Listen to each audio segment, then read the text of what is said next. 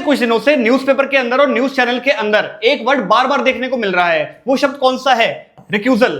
अबे रिक्यूजल क्या होता है? देखिए, रिक्यूजल एक पिटीशन होती है जो कि कोर्ट के अंदर लगाई जाती है, जहां पर यह डिमांड करी जाती है कि एक जज साहब को उन्हीं के केस से हटा दिया जाए।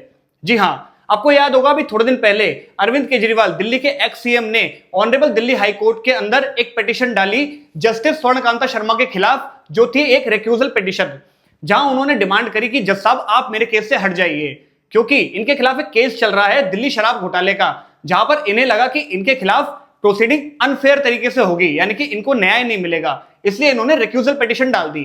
लेकिन जस्टिस स्वर्णकांता शर्मा ने उसको रिजेक्ट कर दिया और साथ ही साथ कहा कि आप केस के अंदर अपीयर होइए। लेकिन इन्होंने आज दिल्ली हाईकोर्ट को एक लेटर लिख दिया, एक पत्र लिख दिया, जहां पर इन्होंने कहा कि भाई मैं कोर्ट के अंदर नहीं आऊंगा और साथ ही साथ मैं गांधी जी की तरह एक सत्याग्रह कर रहा हूं। तो मैं आपको बताने वाला हूं ये केस क्या था, रिक्यूजल क्यों लगाई थी और क्यों ये रिजेक्ट हुई थी, और क्या ये जो अरविंद केजरीवाल ने किया है, ये जो पत्र लिखना, क्या ये ठीक है या नहीं है, इस पर चर्चा करते हैं। बने रहिए चैनल के साथ, लॉ आसान विद आदित्य। देखिए, आपको याद होगा 2022 का एक केस था, दिल्ली लिकर पॉलिसी केस, जिसे हम शराब घोटाले के नाम से जानते हैं, जो कि आम आदमी पार्टी ने कुछ चेंजेस करे दिल्ली की एक्साइज पॉलिसी के अंदर, लेकिन बीजेपी ने इसका प्रोटेस्ट किया और साथ ही साथ कह दिया कि ये एक स्कैम है, एक घोटाला है, जिसकी वजह से क्या हुआ, अरविंद केजरीवाल को आम आदमी पार्टी के कई नेताओं के साथ जेल जाना पड़ गया, जुडिशियल कस्टडी के अंदर जाना पड़ गया। अब कस्टडी के अंदर गए तो इन्होंने बेल लगाई होगी। बेल किसके सामने लगी? जस्टिस स्वर्णकांता शर्मा के सामने, और उन्होंने बेल को कर दिया रिजेक्ट। फिर क्या हुआ? फिर दिल्ली के एक ट्रायल कोर्ट ने अरविंद केजरीवाल को बिना ट्रायल के डिस्चार्ज कर दिया। बिना ट्रायल के डिस्चार्ज करने का मतलब यह है कि ना वो दोषी पाए गए, ना ही वो इनोसेंट पाए गए, बल्कि कोर्ट का यह कहना था कि भाई इनके खिलाफ केस ही नहीं बनता, और अगर केस नहीं बनता तो ट्रायल किस बात का, इसलिए बिना ट्रायल के छोड़ दिया, जिसे कहते हैं डिस्चार्ज कर देना। चार्ज ही नहीं लगे, ट्रायल ही नहीं हुआ। ठीक है, अब इसके खिलाफ सीबीआई ने रिवीजन पिटीशन डाल दी कि नहीं भाई, इस मामले की सही से जांच होनी चाहिए। रिवीजन पिटीशन कहां डली? अगेन जस्टिस स्वर्णकांता शर्मा के सामने। अब क्योंकि इन्होंने बेल एप्लीकेशन रिजेक्ट की थी, तो केजरीवाल के मन में एक डर आ गया कि भाई मेरे खिलाफ जो प्रोसीडिंग है ना, वो सही से नहीं होगी, इसलिए इन्होंने कर दिया रिक्यूजल, कि भाई रिक्यूजल के लिए डिमांड करी कि जज साहब आप मेरे केस से हट जाइए। लेकिन हुआ क्या? रिक्यूजल हो गया रिजेक्ट। अब रिक्यूजल के ग्राउंड्स के लिए केजरीवाल ने कि भाई क्या क्या बेसिस हैं, क्या वो ग्राउंड्स है जिसकी वजह से मैं रिक्यूजल सीक कर रहा हूं। तो देखिए, इनको डर था कि प्रोसीडिंग अनफेयर तरीके से होगी और इनको न्याय नहीं मिलेगा।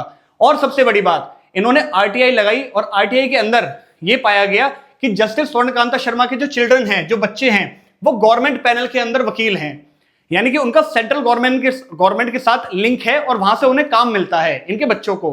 साथ ही साथ इन्होंने एक कहा कि एक अधिवक्ता परिषद है जो कि आरएसएस से लिंक्ड है, वहां पर जस्टिस स्वर्णकांता शर्मा ने पार्टिसिपेट किया है। तो ये 3 ग्राउंड से जहां पर अरविंद केजरीवाल ने जस्टिस स्वर्णकांता शर्मा का रिक्यूजल सीक किया, लेकिन उसको रिजेक्ट कर दिया गया। और जस्टिस स्वर्णकांता शर्मा ने किस बेसिस पर रिजेक्ट किया? उन्होंने कहा कि भाई अगर मैं पॉलिटिकल इन्फ्लुएंस के अंदर आ गई, मैं अगर एक पॉलिटिशियन के दबाव के अंदर आ गई और रिक्यूजल दे दिया, तो ये एक बैड प्रेसिडेंट होगा, यानी कि खराब एग्जांपल हो जाएगा, क्योंकि people will lose faith in judiciary, लोगों का जुडिशरी पर से भरोसा उठ जाएगा, क्योंकि एक पॉलिटिशियन ने पिटीशन डाली और जज साहब पीछे हो गई। इसका मतलब क्या है कि जुडिशरी कहीं ना कहीं पॉलिटिक्स के अंदर आ गई, यानी कि इस वजह से जुडिशरी के ऊपर फेथ बचाए रखने के लिए जस्टिस स्वर्णकांता शर्मा ने इनकी पिटीशन को रिजेक्ट किया। और इन्होंने कहा कि रही बात मेरे बच्चों की, तो देखिए मेरे बच्चे चाहे ठीक है गवर्नमेंट पैनल के अंदर हैं, लेकिन उस केस का अरविंद केजरीवाल के केस से कोई नाता नहीं है, कोई लिंक नहीं है। और अगर अधिवक्ता परिषद की बात करी जाए तो ये एक ऐसी कॉन्फ्रेंस है जहां पर वो लॉ डिस्कस करने के लिए गई थी। तो उन्होंने क्लियर किया कि भाई देखो, मेरा बीजेपी के लिए कोई इंक्लिनेशन नहीं है, इस वजह से उन्होंने रिक्यूजल को रिजेक्ट किया। और देखिए, रिक्यूजल के ग्राउंड्स क्या होते हैं, किस बेसिस पे रिक्यूजल लिया जा सकता है? बायसनेस, कि अगर जज बायस्ड है, या फिर कोई कंफ्लिक्ट ऑफ इंटरेस्ट है, यानी कि डिसीजन सही से नहीं दे पाएंगे। अपीयर्ड एज लॉयर, यानी कि जज बनने से पहले एक वकील थे और किसी एक पार्टी के लिए अपीयर हुए थे, और अब वही पार्टी सामने आ गई है, लेकिन अब वो वकील साहब जज बन गए हैं, जो कि पहले वकील की तरह अपीयर हुए थे। तो ठीक है, कहीं ना कहीं एक लिंक निकल आया पार्टी और जज का, इस वजह से जज पीछे हट जाएंगे। और या फिर जज का कोई फाइनेंशियल इंटरेस्ट है। देखिए, एक जज खुद भी नहीं चाहेगा कि उसका नाम खराब हो, इस वजह से वो क्या करते हैं, जहां पर उन्हें लगता है कि भाई मेरे खिलाफ जुडिशरी के खिलाफ उंगली उठ सकती है, वहां पर खुद ही पीछे हट जाओ। जैसे कि x CJI, ex chief justice of India Sanjeev Khanna ने खुद को रिक्यूज किया था और उसी केस के अंदर जो करंट सीजीआई हैं जस्टिस सूर्यकांत, उन्होंने भी एक केस में से खुद को रिक्यूज कर रखा है। साथ ही साथ जस्टिस शर्मा ने अभी थोड़े दिन पहले आम आदमी पार्टी के एक्स एमएलए नरेश बालियान, उनके केस से खुद को रिक्यूज करा है, पीछे हटे हैं। उनके खिलाफ मकोका का केस चल रहा है जहां पर जस्टिस स्वर्णकांता शर्मा जी ने खुद को उस केस से हटा दिया गया है। ठीक है, अब देखिए ये दिक्कतें क्यों आ रही हैं, क्यों केजरीवाल ये साबित नहीं कर पा रहे, या फिर मैं कहूं कि क्यों ये जस्टिस स्वर्णकांता शर्मा के खिलाफ ही उन्हीं की कोर्ट के अंदर ये पिटीशन डल रही है। आप सोच रहे होंगे भाई एक जज को हटाने के लिए उन्हीं की कोर्ट में पिटीशन क्यों डाल रहे हो, कहीं और डाल दो। तो सबसे बड़ी दिक्कत क्या है? सबसे बड़ी दिक्कत यह है कि रिक्यूजल के ऊपर कोई कानून नहीं है। बहुत सारे कानून होते हैं लेकिन रिक्यूजल के ऊपर नहीं है।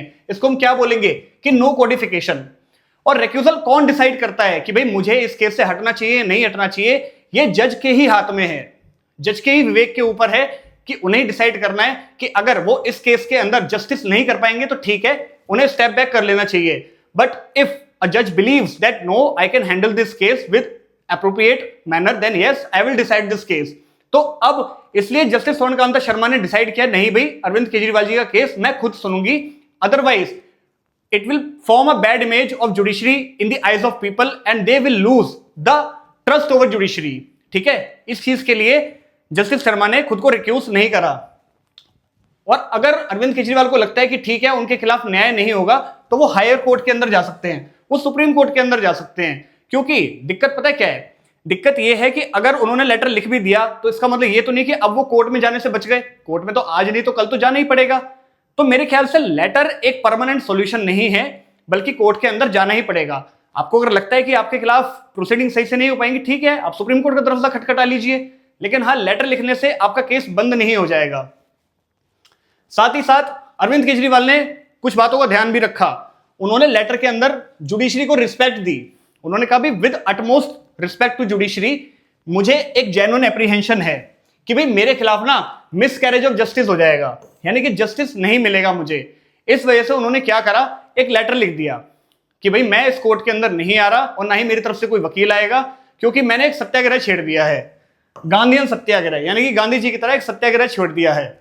चलिए अब सत्याग्रह के ऊपर बात चली गई है तो मुझे यह बताइए गांधी जी ने शुरू के 3 सत्याग्रह कौन से किए थे, बता सकते हैं आप? देखिए पहला सत्याग्रह कहां करा था उन्होंने? पहला सत्याग्रह था चंपारण में। चंपारण के अंदर 1917 के अंदर पहला सत्याग्रह करा था। उसके बाद क्या करा था? खेड़ा। उसके बाद अहमदाबाद के अंदर गांधी जी ने सत्याग्रह किया था। तो अब केजरीवाल जी कह रहे हैं कि भाई मैं सत्याग्रह कर रहा हूं। अब कई वकीलों ने यह कहा है कि भाई सत्याग्रह गांधी जी ने ब्रिटिशर्स के खिलाफ किया था, जो कि देश के एक तरह से दुश्मन कहे जा सकते हैं, लेकिन हाई कोर्ट तो देश के दुश्मन नहीं है, तो इसलिए सत्याग्रह हाई कोर्ट के खिलाफ ही करना एक खराब मूव है और इस वजह से आपका खुद का नुकसान हो सकता है। तो आप कोर्ट में जाइए, अदरवाइज आपको कंटेम्प्ट ऑफ कोर्ट भी लगाया जा सकता है आपके ऊपर, क्योंकि कोर्ट के अंदर तो आपको अल्टीमेटली आना ही पड़ेगा। कोर्ट अगर आपको समन करेगा, एक कानूनी डॉक्यूमेंट देगा आपको जहां पर एक कानूनी आदेश दिया जाएगा कि भाई आपको कोर्ट के अंदर आना है, तो आप कब तक बच लेंगे? तो ठीक है, आप जाइए, अपने एलिगेशंस रखिए सामने, अगर नहीं मानते तो ठीक है, ऑनरेबल सुप्रीम कोर्ट के सामने जाइए, बाकी जो न्यायपालिका का फैसला होगा वो तो मानना ही पड़ेगा। तो ठीक है, ऐसे इंफॉर्मेटिव वीडियोस के साथ बने रहिए। लॉ आसान विद आदित्य चैनल को लाइक करें, शेयर करें, सब्सक्राइब करें। Thank you so much.